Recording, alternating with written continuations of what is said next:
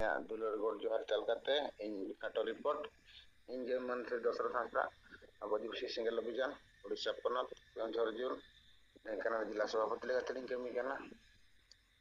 अदो तेहें अब नोना जो मेमोरेंडम तेहें आले कलेक्टर ऑफिस ले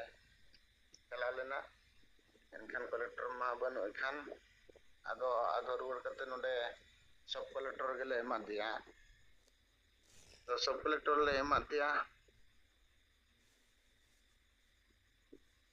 सब कलेक्टर ले एमा दिया ले टाइम दो अना कुली लिया आपे दो ओको संगठन नवा दो अदो ओंडे ओल अकन गया ओल नेल कतरा के कुली लिया मतलब तकना बंगा आले दो आदिवासी सेंगेल अभियान अदो नवा रे अदो ना चेत अदो नवा दो अदो लम तकना नवा सर आले नवा सशक्तिकरण अभियान करना अच्छा ठीक गया बेटा अदो ना पर अना पढ़ाओ किया पढ़ा के पर अदो मंझी ओल अकन खन अदो मेने आपे नो मंझी के विरोध का आपे मंझी नमा परंपरा रे मेना अपना अदो सठिक भाबरे अदो नवा कथा गेले लई बुझावा दिया मेता केना सर आले परंपरा तो मंझी परगना मेना को गया लेकिन नितों को मंझी परगना तो जाना ना स्वशासन व्यवस्था नितों संविधान माने विरोध लेकन कमी करना टोला रे जहां मेना आकर हड़ को उनको मंझी परगना को शोषण को जहां पर के जहां नासन ओडी गलती के खान ओना लगते हो को डांडोमेट को बारोनेट को नोआ लेकाना आले नोआ मंझी सिस्टम रे चला कान तलेया अत नितों आले दले खोज करना तो जहां लेका माने गणतंत्र ये लेकाते खान संविधान आइन के बाको माना बताया तो नोना को खातिर के आले ना को आले नितों नियति ये दरकार ये नितों आले हां ना संविधान आइन के दोले माना बतामा एनखान नोआ खातिर ते नोना माने मंझी परगना व्यवस्था रे तो नोआ दाले सुधार हिजु निहाज दरकार करना आर बांखान नोंका गे रियोर नोंका अतु दिसम रे हड़ को हैरान होतना तो मेना नोना जो आपे मंझी परगना व्यवस्था में आपे आरे मेना ओना मा अडी नपाय इमा केन्दुझर करे ना भीमकुंड करे ना देखे किया ना अस्तित्व विसर्जन उडी चेहरा उडी संगे संगे हड़ को जावरा हाँ सर नोआ तो जावरा कन गया को एनते रे होगे नोआ मंझी परगना जहां तल सिस्टम ना स्वशासन व्यवस्था जहां मेना नोआ रे अडी बड़ी मेना जहां संविधान आइन के नोआ बाको माना बतावा मानव अधिकार नोआ बाको माना बतावा नुको दो आको लेका राजतंत्र नुको मंझी अपन के को मंझी कना नोका सिस्टम मेना आले तो उनको तो जतो अंगुड़ा छाप के मेना आकर कुआ अतो जहां पर कि नोआ संविधान रे आइन के चेनो बाको माना बतावा मेना बुका मत बाय गानो नोआ संविधान भारत रे जहां मेना तबना स्वाधीन भारत रे जहां संविधान आइन के मेना नोआ लेका माना बता हो गया तो बांग सर आले नोआ मंझी व्यवस्था रे तो नोआ तो बांगे माना बता कना अतो ओना इदी कते आले तेहि नोएल हे कना आदिवासी सेंगेल जे नोआ समाज सुधार के मिले कमी कना अतो नोआ रे आपे पे गोळो नोआ रे आपे पे गोळो आर नोना रे के नोए मेमोरेंडम तेहि ले एम अदो मिना हाउ ठीक गया हापी पढ़ा पूरा लगे अदो मिना तेना पढ़ाओ के परे मुझे धीरे पढ़ाओ किया अरे मिना ता नोंका असुविधा मेना आले तो नोआ तो बाले बाड़ाया मैंने आले बाड़ाया जे मंझी परगना तो अड़ी बेस व्यवस्था कान तपिया आर नो जहां के दरा नो ना रानी तो पे गोज गुलो को के मने दुआ नो दले बड़े नी हपने रुएना आनखान आम आधा नाम के दिया उनका नोका ते उनी पे कुटम के मन नोका गोजु को यो करना अतो नुकु नो को चलो या में तो बाले बड़ाया अतो नो लेके के बेस ठीक दरा अड़ी बेस मान तो बेस मान नो बइन बड़ाया ओना जहां ना ओल तांडे इदी करते के लई दिया तन अड़ी बेस बुझे ना मेना बंग अड़ी बेस आपे कमी केना अदो मेना सा नोंडे मेना मेना मंझी परगना मोल मिटंग मेना हाय सर मिटंग उनको एजेंडा आले एजेंडा तो बाई सोना और उनको दो हांडी पुरो को सपोर्टा आले तो हांडी पुरो वाले सपोर्टा आले बपला भाना ने हांडी पुरो वाले लगावा और आको तो हांडी पुरो को लगावा ᱥᱟᱨ ᱱᱤᱥᱟᱹ ᱡᱤᱱᱤᱥ ᱧᱩ ᱞᱮᱠᱷᱟᱱ ᱚᱸᱰᱮ ᱱᱮᱭᱟ ᱛᱟᱯᱟᱢ ᱦᱩᱭᱩᱜᱼᱟ ᱟᱹᱰᱤᱜᱟᱱ ᱚᱱᱟ ᱦᱟᱺᱰᱤ ᱧᱩ ᱠᱟᱛᱮ ᱨᱳᱜᱟ ᱵᱮᱢᱟᱨ ᱡᱚᱛᱚ ᱚᱰᱚᱠ ᱦᱩᱭᱩᱜ ᱠᱟᱱᱟ ᱮᱱᱠᱷᱟᱱ ᱱᱚᱝᱠᱟᱛᱮ ᱟᱸᱜᱟᱛ ᱨᱮᱦᱚᱸ ᱠᱚ ᱜᱩᱡᱩᱜ ᱠᱟᱱᱟ ᱨᱟᱺᱰᱤᱜ ᱠᱟᱱᱟ ᱠᱚ ᱟᱹᱰᱤᱜᱟᱱ ᱡᱟᱦᱟᱸᱭ ᱨᱟᱺᱰᱤᱭᱮᱱᱟ ᱩᱱᱤ ᱪᱮᱛᱟᱱ ᱫᱚ ᱰᱟᱹᱱᱤ ᱛᱮᱞᱮ ᱫᱳᱥᱮᱭᱟ ᱛᱟᱭᱚᱢ ᱫᱚ ᱩᱱᱠᱩ ᱞᱮ ᱠᱩᱴᱟᱹᱢ ᱜᱚᱡ ᱠᱚᱣᱟ ᱱᱚᱝᱠᱟ ᱵᱮᱵᱚᱥᱛᱷᱟ ᱨᱮ ᱱᱚᱣᱟ ᱢᱟᱹᱡᱷᱤ ᱵᱮᱵᱚᱥᱛᱷᱟ ᱨᱮ ᱢᱮᱱᱟᱜᱼᱟ ᱚᱱᱟ ᱟᱹᱰᱤ ᱵᱮᱥ ᱢᱮᱱᱟᱜᱼᱟ ᱡᱟᱦᱳ ᱵᱩᱡᱷᱟᱹᱣ ᱠᱤᱧ ᱱᱚᱣᱟ ᱞᱮᱠᱟ ᱯᱨᱚᱛᱷᱚᱢ ᱱᱚᱜᱼᱚᱭ ᱟᱯᱮ ᱯᱮ ᱮᱢ ᱠᱮᱜᱼᱟ ᱴᱷᱤक गया और जहाँ मेना नुकु नोखा कमिया आपे दो पूरा थाना ते और अगु पे और इन गड़ो आपरिया नोआ लेका मेतालेया ठीक गया मेना और नोका आपे जहाँ ना के टोला रे हुयुआ नोका असुविधा नोआ दो नोडे प्रशासन टे लेबे और कारवाई हुयुग गया अदो नोका एम मेन बड़ा करते हम दो ओंडे कागज को एमा दिला फोटो को उठा बड़ा किया ओंडे मीडिया वाला को चला लेना अदो मीडिया वाला को हले एमा को आगा पाना पेपर करे ओडो गया अदो ओंकाते हेजनाले हेज कते नोडे गधी बड़ा करते जम बड़ा कते जीरो करना इन पांचटा समय सब ये चिली कम तकवा एसडी हां एसडी जे चिली मिटन टेरा फोन किया अपना यूट्यूब में किया अदो मेना दशरथ हांसदा को आपण हां अदो मेना जो नो जो कलेक्टर ऑफिस रे तेन दाबी पे एम किया नोआ मेना इन ठेन हेज कना बइन बुझाव दाड़िया कन अदो उनी हो उनकान बुझाव दिया अदो तेहेन गे मंजी परगना मॉल पाटा खन हो जहाना कोंकड़ाड़ा ब्लॉक रे तहसील ऑफिस रे को राली का अदो मेना अंते रे आपे ते तेहेन जे राली हुई कना आर तेहेन जे नोडे आपे मेमोरेंडम पे मिया आपे अदो नोडे चेर संगठन कना अदो इन तकना आदिवासी सिंगल अभियान संगठन कना अदो अंदना नो अदो पूर्वतन सांसद कलकन मुर्मू ताको नेतृत्व रे चलती अदो ना हम ताको तो जानि छी अदो सेई दिन तो मयूरभंज रे चले तरम तना ढेंकाना रे हो आले नो आले अबका 2021 कना अदो ठीक है मेना अदो नो आदिवासी सिंगल अभियान रे अदो ना चेत ये दो अभियान का संस्करण अभियान अदो नो रे तपे एजेंडा रे चेत कना सर ओंडे के ओलक नहीं कना हमने ओल दो ओलक में एनहो नहीं नहीं अदो उनी हो उनका गिन दे दे पूरे अदो मिटिंग कना अडी बेस मेना और जहाँ तीन उनको मंजी परगना मॉल तीन पांच जन कना जितुम के कुआ मेना नुकु को रोड और नुकु को व्यवहार मेना आमा व्यवहार अडी बेस बुझेना अदो तीन एम ओलका एम तीन बा सर अडी गन बो नेलका कम सम बो नेलका ता ठीक गया मेना गपा हम इंटर देखा निरो में और नो प्रथम नुकाना मा हेजना इन हो बइन बड़ाया और नोडे तीना गान संगे मेना पेया इन सर संगे गियाले अदो ओला तम दो कारे ओला को कुली किनी आदि नपे अदो ठीक है मेना आपे नो कमी पे और अले ले गड़ो पेया नो कलेक्टर इनके ते भेजा का और जहां ओला कना नो माडी बेस ओला कना और नो जदी आपे मापे माना बतावा एनखान माते लेखा रे हा मांग पे पे आगे पे से नो अदो नो आदो ठीक है अकन गया जहां रे जाना असुविधा हुआ नो इन नंबर दो का में और फोन पे और थाना हिजु पे निहती लाटले गड़ो पेया तो नो लेकाना ते कथा एम किया अडी रस्के बुझेना अडी माने सारा किन्या इन हो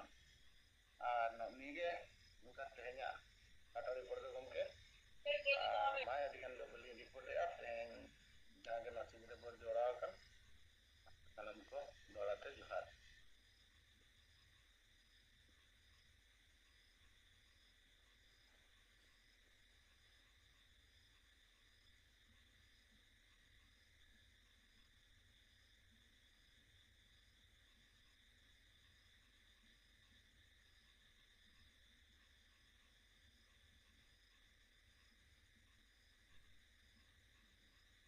विकास गमके सर आंजम लेना चे बांगे करी जियो नेटवर्क री प्रॉब्लम न ते इन नते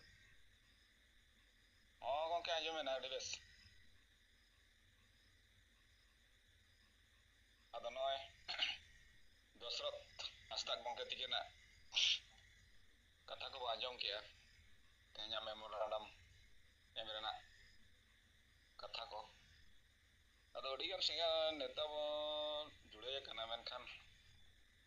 मा कटी कटी बो रोड़ी दिमा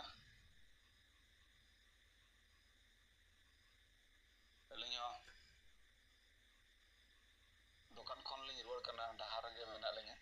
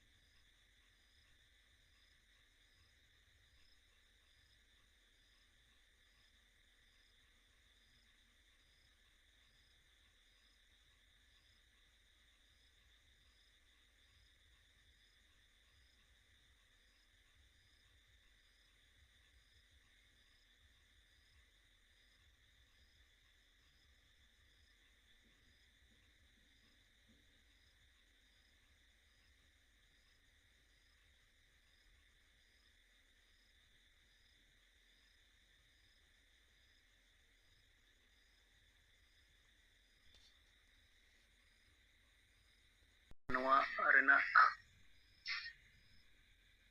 ᱱᱚᱣᱟ ᱠᱟᱹᱢᱤ ᱦᱚᱨᱟ ᱡᱟᱦᱟᱸ ᱛᱤᱱᱟᱹᱜ ᱜᱚᱛᱤ ᱛᱮ ᱦᱩᱭ ᱫᱚᱨᱠᱟর ᱚᱱᱟ ᱜᱚᱛᱤ ᱛᱮ ᱵᱟᱝ ᱪᱟᱞᱟᱜ ᱠᱟᱱ ᱨᱮᱦᱚᱸ ᱢᱮᱱᱠᱷᱟन ᱠᱚᱢ ᱵᱮᱥᱤ ᱪᱟᱞᱟᱜ ᱠᱟᱱ ᱜᱮᱭᱟ ᱟᱫᱚ ᱱᱚᱣᱟ ᱜᱚᱛᱤ ᱪᱮᱫ ᱞᱮᱠᱟᱨᱮ ᱵᱤᱫᱷᱤ ᱜᱟᱱᱚᱜᱼᱟ ᱚᱱᱟ ᱠᱚ ᱤᱫᱤ ᱠᱟᱛᱮ ᱜᱮ ᱛᱮᱦᱮᱧ ᱱᱚᱣᱟ ᱯᱚᱥᱪᱤᱢ ᱵᱚᱨᱫᱷᱚᱢᱟᱱ ᱵᱤᱨᱵᱷᱩᱢ ᱯᱩᱨᱵᱚ ᱵᱚᱨᱫᱷᱚᱢᱟᱱ ᱦᱩᱜᱽᱞᱤ ᱟᱨ ᱦᱟᱣᱲᱟ ᱡᱮᱞᱟ ᱡᱟᱦᱟᱸ ᱫᱚ ᱦᱩᱜᱽᱞᱤ ᱡᱳᱱ ᱨᱮ ᱢᱮᱱᱟᱜ ᱱᱩᱠᱩ ᱠᱟᱨᱡᱚᱠᱚᱨᱛᱟ ᱠᱚ ᱛᱩᱞᱩᱡ ᱯᱟᱹᱨᱤ ᱯᱟᱹᱨᱤᱛᱮ ᱯᱷᱳᱱ ᱛᱮ ᱜᱟᱞᱢᱟᱨᱟᱣ ᱦᱩᱭᱮᱱᱟ ताकि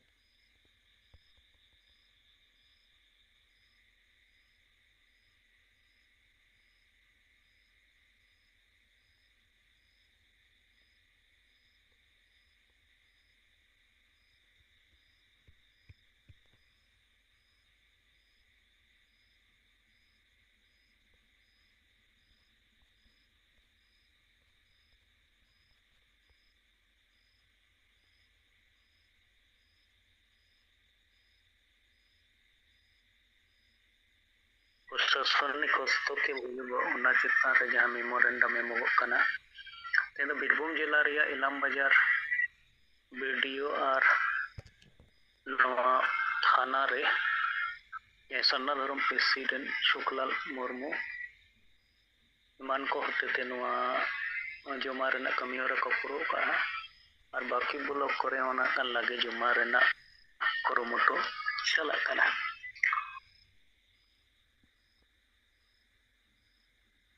ओना सलाते नित यहाँ हैंडबिल आकार ते हो नवा छापा सदर कते और को तलारे और बांग एटा संगठन रन आयुरिया को और उनकान मानन हर को तलारे हो नवा एम रेना मेना नवा लगी तेगे न खान 5000 गान छापा लगी ते एम कना और उना दो दाराय का रविवार रास्ते न खान प्रेस को ᱧᱟᱢᱚᱜᱚᱜᱼᱟ और ᱧᱟᱢ लेनखान सोमवार खन गे उना हर को तलारे सेटेर कमी हरा एतहबा और उनका गे एटा जिला को आदेश कना ताकि उना छापा कते ब्लॉक एरिया करे उना हटिंग मा हर को तलारे सेटेर लेनखान उना चितान रे विचार बेना और उना खान उना को विश्लेषण गे जैसे नवा मारांग रे अब नवा जहां हांडी बो या समाज बो लहाया खान माजी बो बदल को अतबो बांचावा नवा बारिया संगेल बिचिर गोटा बो पासनाव लेते और ओनाते चितान रे बिचिर विश्लेषण को एतो केदा और अडिगान गे नवा हांडी साहा आरिया से मारे डाहर बगकते नवा डार अपनार कते बेदल दा चोडर तलाते सामाजिक कमी हरा को पारोमे उनका गे अडिगान अतो करे हो नीता अक्तो रे दो को मारे मजी बदलते नवा नवा मजी को बनाव रिया मेटा नजीर नेलोगो कना अदो सेंगेल से परसी जितकरिए सलकन मुर्मू गोमके बिगुर आठ जहां को उनकाना साहस कते नवा समाज रे हंडी बंदो रिया से मजी रेना कथा मारांग रे खन बांग रो रकाब लेनते से बांग बिचार ᱧᱟᱢ कारण ते समाज रे सुधार ना कमी हरा ठाके नाही कना नित नित गोमके तकिन नवा किन बिचार ᱧᱟᱢ किया और अब संगेल अभियान कार्यकर्ता होते थे नवा रना प्रचार प्रसार कमी बदरो लेनका नित तो समाज रे ओना रना कम बेसी प्रभाव ना खान नेलोगो कना बंकान समाज रेन हर ओना चितान रे विचार विश्लेषण ते को बाधो कना अनित नोय जे जहां पे पॉइंट चितान रे जहां मेमोरेंडम बो जमाइया तो ओना इदी कते प्रशासन महल रे हो मेटांग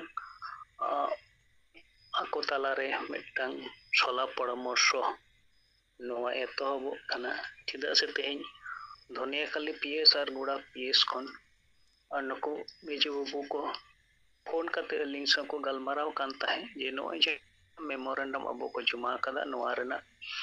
ठीक चेक लेका और नको नोआ कथा को रकाबे ताहे जे नोआ ब्लॉक इलाका रे आरो एटा नको मजी पारगाना युतुम ते बारिया संगठन मेना को मेटांग अनखान मेटांग दो रोबिन गोष्ठी और मेटांग दो बादल चंद्र गोष्ठी नुको को तालारे दो नोनोकाना सुधार मूलक से नुको को होते जे नुको मजी पारगाना को होते बड़ी जा को दंड मिससियो महिला विरोधी मानसिकता को वोट किरी एक्रिंग को और नोआ को बंचाव दोहो रेना बदलते नोआ सुधार रेना नोनोकाना रोर और राकाब जहाना कथा दो बांग अंजुमो कना नोय सेंगेल अभियान पावटा सेत खन लिया थाना करे नोआ जमाव कना आदो नागे मस्ते बुझाव लगिते नोआ फोन होयना आदो नि पावटा सेत खन ओना लई बुझाव को खान उनको कमेंट किया नोआ दोले बुझ किया नोआ दो एटा गुरुत्वपूर्ण मेटार हो कना और आले ले कुलुमुटुया ये नोआ थाना इलाका करे नोनोकाना घटना को जाते आलो हुयुगो और उना चितान रे लिया नजरदारी ताहेना और जहाना नोनोकाना ताहेन खान अडिगान इलाका करे दो होयतो घटना घटाव पर गया लिया नजर करे बांग हजु गया एनते रे नुको भिलेज पुलिस जहाँ मेना को बांगन शिविर को होते ते हाँ प्राथमिक खबर आले ठेन हेज लेनखान ओना चेतान रे यथायथ एक्शन हताव रेना ले कुरुमुटुया। तो नोआते बाडायोग काना जे नॉय जे अब नोआ बो जमाए खान दो ओना चेतान रे प्रशासन को मेटांग आको दायित्व पालन रेया मेटांग जहाँ खामती ताहे खाना ओना खामती इदी कते हो जहाँ बाको रोड रखावे ताहे नित नोआ जमा कान खान दो आको ते गाँव को अनुभव या पाले अब नोआ दो बीर बाबू कमी खाना और नोआ कारण तेगे सेंगेल सेट को नोआ लिखित सारोगलिपि अबोटेन सेटेरेना। तो आस्थायन गाना नोआते प्रशासन लेवल रेन हर को ओना कान कटी नोडे चुरी नोआ चेतान रे जहाना कार्रवाई को करावा से नोआ चेतान रे नजर को एमा धन्यवाद लगी ते इटा जहाँ तीना जिला और ब्लॉक थाना वीडियो करे से आरो विभिन्न दफ्तर करे बाबू जमा का लागे बो जमाया और उना लेकाते गमके तकिन होला सिंगर जम लेकिन मेन क्या लगती जनी खान दो नो पूरा अगस्त मास और अगस्त मास छाड़ा काते हो सेप्टेम्बर कोते हो नोआ हटिंग रेना कमी हो एनबिल आकारते और विभिन्न दफ्तर करे नोआ सेटेर रेना और उनकान मानव नहर को ठेन से आदिवासी एटा संगठन रन आयुरिया को माजी परगना को ठेन नोआ सेटेर रेना कमी हो जरीबो दोया ताकि नोआ रेना मेटा प्रभाव समाज तलारे संगठन रन आयुरिया को तलारे प्रशासन लेवल रे नोआ रेना चर्चा नोआ रेना बुझाव नोआ बेनाव रकम मा।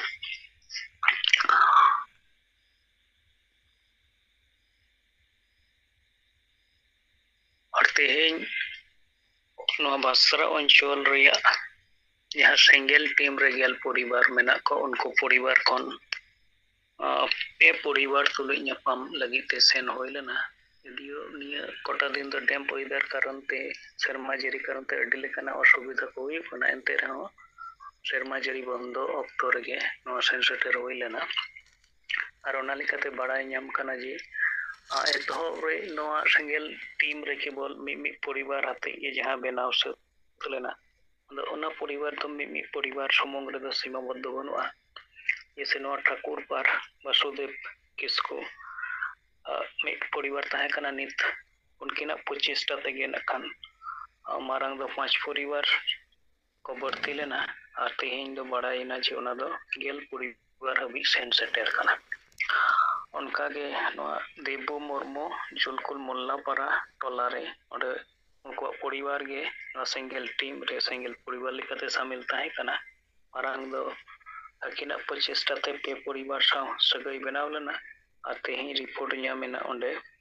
उनको 8 परिवार टोटल को होयना उनका के नोआ जुलकु रतला टोलारे मंगल मुर्मू उनको सेंगेल टीम रे मिट परिवार को ताहे कना उनकिना प्रचेष्टा ते मारांग दो 12 परिवार और तेहें दो बड़ाइना और मोड़े गोटंग परिवार और सेंगेल था सगई जराव कोते सेंगेला नहा डार अपनार और सेंगेला कर्मसूची रे योगदान रेना अंगीकार को हताव का तो नंका ते बड़ाय खाना जे कम बेसी अब फील्ड रे कमी कान खान दो होना रेना प्रभाव पड़ा कान गया। तो अब टारगेट आलो बो हिरिन मा और अपनार को जहाँ दायित्व मेना यहाँ मा कमी होरा रेना दायित्व बो हताव का नोआ पालन रेना बो कुरुमुटुय खान एंडे खान दो निश्चय टारगेट बो पुराव दारिया और अब तो विश्वास अब संगठन और लीडर प्रति जहाँ पतियो मेना तबवा ओना बो दिशा दहोय खान गे अब यहाँ लेखान अवस्था रेगे अब बो कमी दारिया बाबो लंगा बाबो जिरा चेदा से अब गे नोआ समाज रे सुधार अगु रेना कुकमो गमके अंते जहाँ ñेल काना और अब ओना अनुपालन रन सैनिक लेका बो कमी काना। तो इहर माबो नोआ माजी परगना मारे व्यवस्था दो ओना दो बैरी को मेटांग शत्रु टीम काना जहाँ दो आदिवासी समाज को खोखलाई ऐसे को गोजिया और उनको विरोध रगे अब दो बॉर्डर रेन सिक्योरिटी से सैनिक लेका तिंगु केटेजो कना और उनको पड़ू कते नो समाज बंचाव से समाज रे सुधार अगु लगी ते कमी कना अदो उयहर दोय खान और दैनंदिन अपनार प्रति हो मिट्टा कुकली जे तेहे냐 इन टारगेट पूरण लगी ते तीना इन कमी केदा तीना इन टारगेट लेदा तीना इन पूरा दरियादा एंडखान दैनंदिन कमी हरा रेना मिट्टां सद इच्छा अपनार प्रति कमी प्रति मिट्टां प्रतियोगिता बनाव राखाबोआ और ओना कारण तेगे मिद दिन दुरुब थेर लेखाना अवसर दो बांग ᱧᱟᱢᱚᱜᱚᱜᱼᱟ अदो नोआ कोगे उपलब्धि कोरेना और कार्यकर्ता को होते थे जहाँ बड़ा ᱧᱟᱢᱮᱱᱟ तेज सिंगर जुम रे नोआ के रोड सदर कते सनाम को दोराते जोहार चल कते अनि खटो मचा बिचनी तो कौन क्या मा सनाम को दोराते जोहार दो आंजम लेना से बांग ना कानोते अडी दिन खन के डैम होइदार मेना ओना रे नेटवर्क कोरेना अडी अटकेटोरे हुइगो कना अदो जोहार अडी पुष्टाव के गंके आंजम लेना रोड दो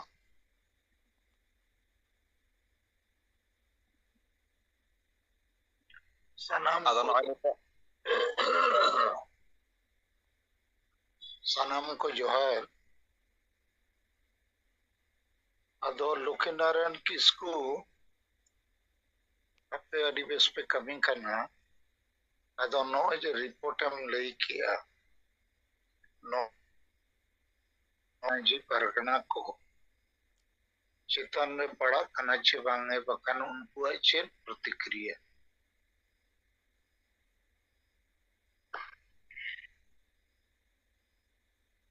नोआ जहाँ अबो नोआ कॉपी को जमा का नोआ डीएम ठेन एसपी ठेन और नोआ लोकल थाना और वीडियो को रे ओना रेना कॉपी किचुगान माझी को ठेन एम कना मेनखान उनको को होते ते जहाना प्रतिक्रिया नित हबीदो औड़ी बड़ाईवा और तेहें जहाँ सिंगल परिवार को तुले ᱧᱟᱯᱟᱢ रिपोर्ट के लगी लिंक सेन लेना ओना टोला कोरेन माझी को लिंक एम ऑटो का कोआ तो वो प्राथमिक भावते नको पढ़ाव कते जहाना प्रतिक्रिया दो औड़ी को सदरा आदो बारिया टोलारन माझी दकिन मेन किया गापा मेयांग ते आरहो नका ᱧᱟᱯᱟᱢ हुइगुआ उनते अलिंगा प्रतिक्रिया लिंग एमते हिन दो बांगलिंग एमिया और मेन किया किन जे नोआ दो सरी कथा गे ओल कना अलेमा उनकाना जहाना बेस कमी नित हबी तो औरीले हुई दारिया खाली चोचर बिहे बापला भांडा नोआ कोगे सरी कथा कान गया नोआ डाडम को दो हुइगो कान गया नोआ इलाका करे नित हड डन युतुम ते हर को दाल तोलो खाना लाख लाख टका जुरिमाना मा हुइगो खाना और जुलकुल इलाका रे दो मारे दिन रे उनका डन युतुम ते गोई गोपय रेना घटना हो घटाव लेना और ओना लगी ते प्राय गेल होड़ गान जेल रे को ताहे कना उनको जाबो जीवन कारा हुई कना और उनको तला कन मोरे होड़ दो जेल रे को बोंगा तलाव कना और हो पोन होड़ दो जेल को कटा कान गया दो ओना हुई दारिया नकिन अकिन आरहों आतो को होड़ को तुलु जहाना गलमराव कते अनवा रेना जहाना प्रतिक्रिया गपा मेयांग तिकिन एम रुवर दारिया उनका बुझे कना और एटा संगठन रेन आयुरक को दो व्हाट्सएप करते भेजाव कान रे हो मेनखान उनको से खन जहाना प्रतिक्रिया नि दो औरी ᱧᱟᱢᱚᱜᱚᱜᱼᱟ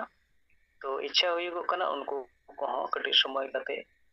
ᱧᱟᱯᱟᱢ कते हो एमा कते हुइगोआ और उनको तुलु 2-5 मिनट रो पड़ते हैं उनको प्रतिक्रिया बढ़ाई रेना कुरुमुटु हुइगोआ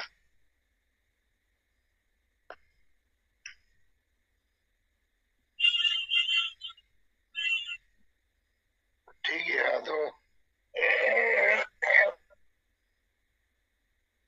नुको महाल रिन बनार कुस्ती अब नौकाना मेमोरेंडम एमे चर्चा नोकिन बड़ाई ᱧᱟᱢে अच्छे बांगे नित हबी हाँ सर बड़ाई ᱧᱟᱢে या को अब सोशल मीडिया रे ओना करे बो पोस्ट या और बो ओलिया खबर कागज करे हिंदी करे द छपाव कना और ओना छाडा कते हो उनको रे जहां अयुरियो को नंबर को मेना अब पर्सनल व्हाट्सएप करे हबो भेजा का मेनखान सोशल मीडिया करे बांखान जहाना करे नित हबीते उनकुआ स्वतःपुत जहाना प्रतिक्रिया दो अवरी बो नेल ᱧᱟᱢ दारिया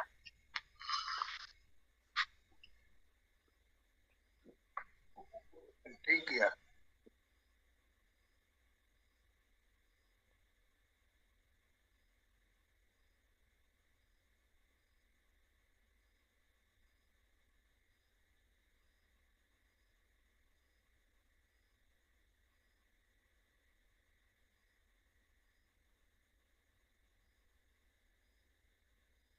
नॉय आदो ऑक्तो को हुई दियन ताबना आदो इन सेट खन जुमिद बाखें चपलाव का ताबना बोगा बुरु ठेन नेहर जोहार आर अरदास जुमिद बाखें किरले मारांग बुरु जाहेर आयो मोणे को तुरुई को सिंह बोंगा आर सनाम बोंगा बुरु को हापड़ाम को आशा आर दिसम जितकरिया सिदो मुर्मू आर बिरसा मुंडा ऑल गुरु गोंके रघुनाथ मुर्मू आर तिलका मुर्मू सला सनाम बीर बांटा को मा आपे ठेन ले नेहर जोहार आर गोड़ो कना मा आपे आले दाड़े आर गोड़ो एमालेपे जेमन आले हिंसा सुया बगी काते जुमिद दाड़े ले सारसाव दाड़िया मा आले तलारे दुलड़ आर गोड़ो गोपड़ो दाड़े ले बेनाव रकाब दाड़िया मा आले दुख हारकेत चावा मा आर आले सनाम होर सुख शांति रे ले ताहेन मा आले बेसर डहार ले सला बछाव दाड़िया मा आर बेसर डहार ले तड़म मा सरिया रोड़ आर बेसा पंजा लगिन आलो ले बतरो मा साहस एमालेपे बदलो कान समय सला तालमेल ले दोहो दाड़िया मा कोड़ा कुड़ी मित जुमित कातेले तड़म दाड़िया मा आलिया जाति धर्म भाषा भाषा मान सम्मान इज्जत आबादी रोजगार चासबास ले बचाव दोहो दाड़िया मा फालतू कमी निसे हिंसे भोट किरिंग अखरिंग आर बुलू ले बगी मा जेमन आलिया मने जीवी आर होड़मो केटेज ताहेन मा जुमड़ी कुमड़ू स्वार्थी आर बड़ी होड़ पंजा बगी काते आलिया समाज ले पंजा केटेजा बोंगा बुरु को मा आले सलाते आले रिन मजी पारगाना आर नायके को दाड़े आर गोड़ो एमा कोपे जेमन नोआ बांचाव कमी रे को गोड़ो मा दिसम गोंके तालखान मुर्मा आयुरते सानताड़ी परसिले जितकर किया एमाय पे केटेज दाड़े गोड़ो आर बुद्धि जेमन आजा आयुरते सारना धर्म आर दिसम लागेले जितकर दाड़िया मा बोंगा बुरु को मा सनाम दारे बुरु जीव जंतु चेणे चिपरू आर एटा मानवा को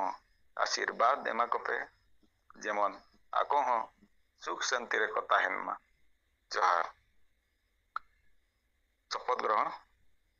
क्रिया हताव मा बोंगा बुरु को आपे सखी सभा काते इन आर आले क्रिया ले हतावया चे आले जाति धर्म आशा भाषा इज्जत आबादी रोजगार चासबास एमान बांचाव लगिन इन आर आले तन मन धनते गोड़ो ले एमोआ आपे आले आशीर्वाद एमालेपे जेमन आले लागेले जुमिदो आर जितकरो मा जोहार